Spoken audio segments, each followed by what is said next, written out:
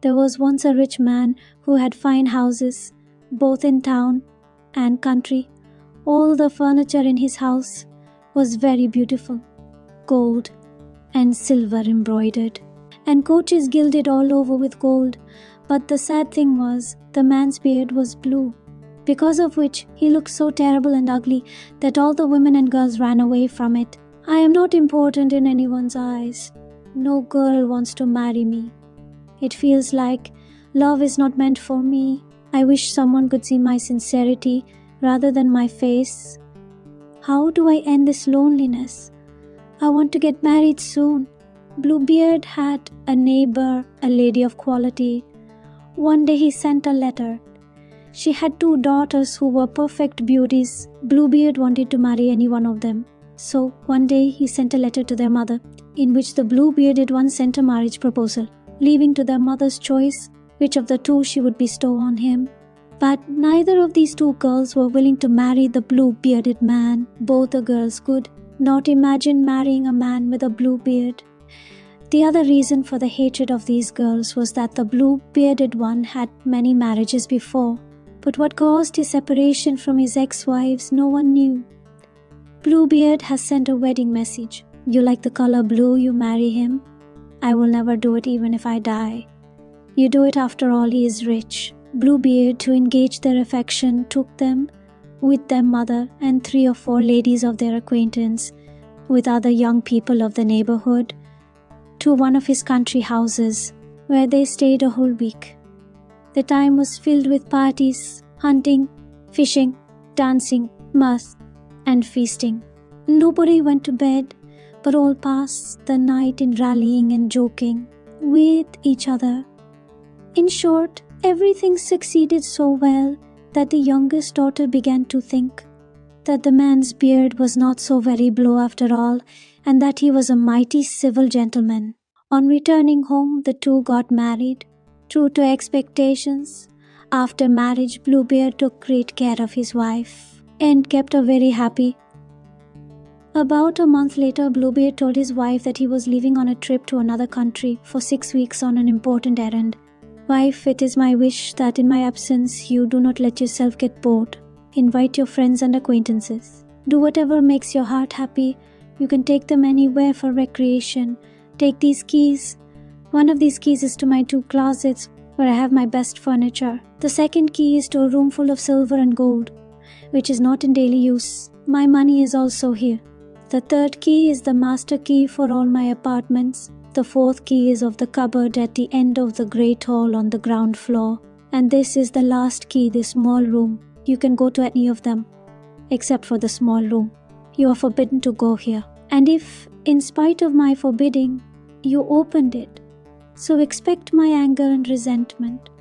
As you said, it will be exactly the same. Try to come back soon. I will wait. Then the blue-bearded one sat in his coach and set out on his journey. As Bluebeard leaves, some of the girl's best friends visited her at her house. They were very impressed to see all the furniture in the house. The furniture was very sophisticated. It was inlaid with gold and silver. They went a little further, and there were huge wardrobes in which colorful and precious clothes were hanging. No one could stop without compliments. The beds, sofas, cupboards, tables in the rooms were all very rare, unique, and valuable. All the walls were covered with large, beautiful mirrors, where one could see himself from head to foot. No one had never seen such a well-decorated house before. Everyone was praising the girl's luck, who got a husband like Bluebeard. Meanwhile, the wife of the blue-bearded man, who was engrossed in seeing all these things, walking, reached the ground floor. Coming to the door of the room, she stopped there for some time. She remembered what her husband had said, that he had strictly forbidden her to go there, but she could not control her curiosity. It seems that this is the same room where he had strictly forbidden to go. Such precious treasure is inside it. There is no problem in me taking a look. No one will came to know about this. Then she took the little key and opened the door to it. At first she didn't see anything clearly because the windows were closed. After a few moments she realized that several dead bodies of women who had been idolized, ranged against the walls, These were all the wives that Bluebeard had married and killed one after the other. As she saw this, she shuddered in fear, and the key fell from her hand. When she looked down, the entire floor was covered with blood clots. She quickly ran upstairs. Now there was blood on the key. The girl tried everything possible to erase it, but the blood was not getting clean. The girl washed the key with water and even scrubbed it with soap and sand, but the blood was still there because the key was magical and she could never clean it. Bluebeard returned early that evening. The girl welcomed him very well, so that he could not have the slightest doubt about his expressions. Bluebeard stated that the important task he had gone to attend to was soon accomplished.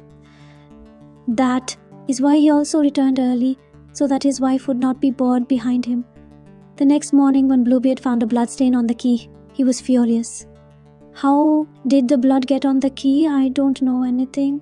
Don't you know? Lying. You went to the same room, didn't you? Now, madam, you too must go among those women. I'm sorry I made a mistake. Now you must die. Ma'am, Bluebeard began reciting some magical spells.